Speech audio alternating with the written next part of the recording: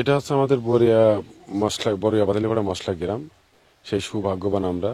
সরকার থেকে একটা গ্রামে আছে মশলা গ্রাম দিয়েছে আমাদের সেই কুষ্টিয়া সদর উপজেলা, এবং আমাদের আছে কৃষি সম্প্রসারণের মাধ্যমে সেই মশলা গ্রামের সৌভাগ্যবান আমরা। এবং সেই মশলা গ্রামে আশা করছি যে সামনে যে আমরা যে স্বপ্ন দেখেছিলাম এবং দেখছি, ইনশাআল্লাহ আমরা স্বাবলম্বী হব।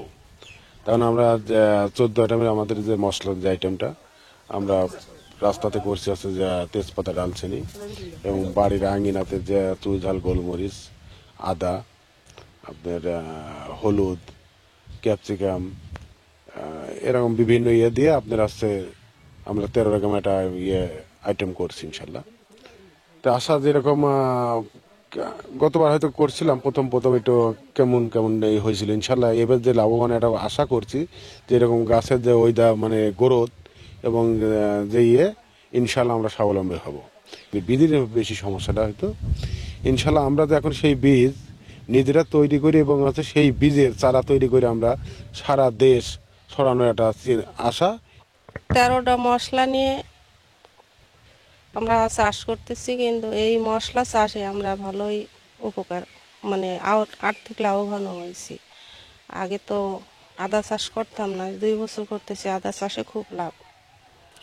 এর ভিতরে আমাদের মশলা আছে আদা, হলুদ, পেঁয়াজ, রসুন, কালিজিরা, তেজপাতা, লবঙ্গ, ডালচিনি, ওই চুইঝাল, ধনিয়া, মানে এই মশলাগুলো দিয়েই আমাদের খুবই মানে একটা বাড়তি ফসল।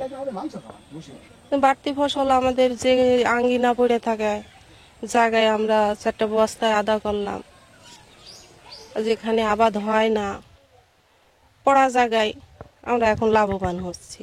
অন্য ফসলের তুলনায় মশলা চাষে তো লাভ আছেই। আমার এই জায়গায় তো ধরেন অন্য ফসল হবে না, আদা 1 কেজি আদা 300 টাকা। তাহলে আমার 1 বস্তা একটা প্যাকেটে যদি আমি নিচের পক্ষে হাফ কেজি ধরলাম, তাহলে হাফ কেজি যদি একটা বস্তা যদি হাফ কেজি আদা হয় 150 টাকা, তাহলে আমার আছে 400 বস্তা আদা। 400 বস্তায় আদা যদি আমি 300 কেজি আদাও তাহলে টাকা কত? তাহলে এটা আমাদের লাভ না? ওই অন্য ফসলের সাথে লাভ বেশি, অনেক লাভ। লাভজনক আবাদ আমরা ছাড়বো না, যতদিন বেঁচে থাকে এতদিনই এই লাভ আদা করবোই। আদা, হলুদ, মশলা সবগুলাই করবো। আর দেখা দেখি আরো অনেকেই লাগাইছে, আমার আশপাশে অনেকেই লাগাইছে বলে আমার তো সংসারে যতটুকু চলে ততটুকুই করি খালি জায়গায়। কারো 10 বস্তা, 20 বস্তা, 15 বস্তা, 5 বস্তা এইভাবে আছে, সবারই আছে। দেখা দেখি আরো শিখতেছে, মানে উদ্যোক্তা হচ্ছে, তারাও আগাচ্ছে। এই মশলা চাষে অন্যান্য চাষের চাইতেন বেশি লাভবান। আপনার 13 রকম মশলা চাষ করছি। আপনার এই পেঁয়াজ, রসুন, ধনিয়া, আদা, তেজপাতা, ডালচিনি, চুই ঝাল, গোলমরিচ ও জিরা, এই 13 রকম মশলা নিয়ে চাষাবাদ করছি। আর সামনের দিক আরও ব্যাপক আকারে চাষাবাদ হবে, জিরা চাষও বেশি হবে। আমরা নতুন যখন প্রযুক্তি জিরা চাষ সামনের দিকে আমরা 3 গুণা করেছিলাম গত বছর। এইবার হয়তো আশা করি যে আরো বেশি হবে। আমাদের মূল টার্গেটই যে সারা বাংলাদেশ ব্যাপী যাতে এই মশলা চাষ আবাদ হয়। বীজ উৎপাদন করব। আমাদের আপনার বীজ উৎপাদন করার জন্য গ্রিন হাউস তৈরি করি দেশ। এই গ্রিন হাউসে আপনার চারা উৎপাদন হবে। এই চারা আমরা সারা বাংলাদেশ ব্যাপী সাপ্লাই দেব।